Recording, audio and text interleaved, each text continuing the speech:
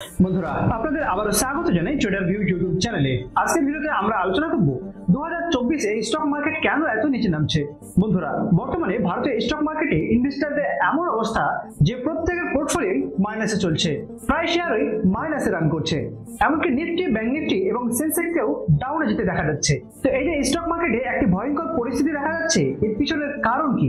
অর্থাৎ 2024 সালে ভারতের শেয়ার বাজার কেন এতটা পড়ছে এবং এই পরিস্থিতির পিছনে কারণগুলি কি কি রয়েছে, আজকের ভিডিওতে বিস্তারিত সেগুলি আমরা দেখার চেষ্টা করব।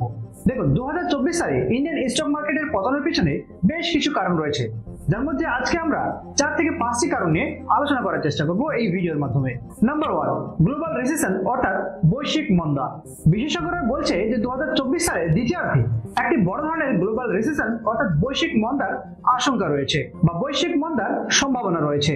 আর এই মন্দা বিশ্ব অর্থনীতিতে একটি বড় ধরনের ধাক্কা হতে পারে, আর যার শুরুটা হয়তো আমরা এই 2024 এর শুরু থেকেই দেখতে পাচ্ছি। Number 2, profit booking. বিদেশি বিনিয়োগকারীরা অর্থাৎ ইনভেস্টররা প্রফিট বুকিং এর জন্য ইন্ডিয়ান স্টক মার্কেটকে একটি দুর্দান্ত সুযোগ হিসেবে দেখছে এবং যুক্তরাষ্ট্রের সম্প্রতি ইনফ্লেশন অর্থাৎ মুদ্রাস্ফীতির তথ্যের পর মার্কিন বন্ড ইয়েল্ডও বৃদ্ধি পাচ্ছে। ফলে বিদেশি ইনভেস্টররা ভারতীয় শেয়ার বাজারের তুলনায় মার্কিন বন্ডে বেশি ইনভেস্ট করা পছন্দ করছে, আর যার ফলে ইন্ডিয়ান স্টক মার্কেটে একটা বড় ধরনের পতন আমরা দেখতে পাচ্ছি। Number 3, over valued price.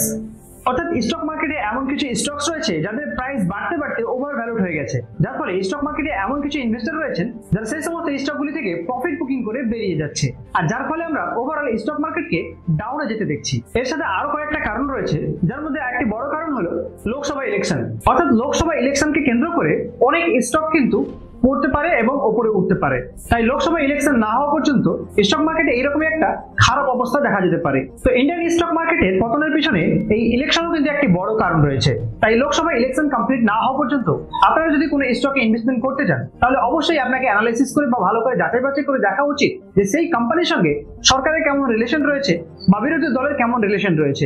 আর এটার উপর ডিপেন্ড করেও আপনি যদি ইনভেস্টমেন্ট করতে পারেন, তাহলে কিন্তু আপনার রিস্ক অনেকটাই কম থাকবে।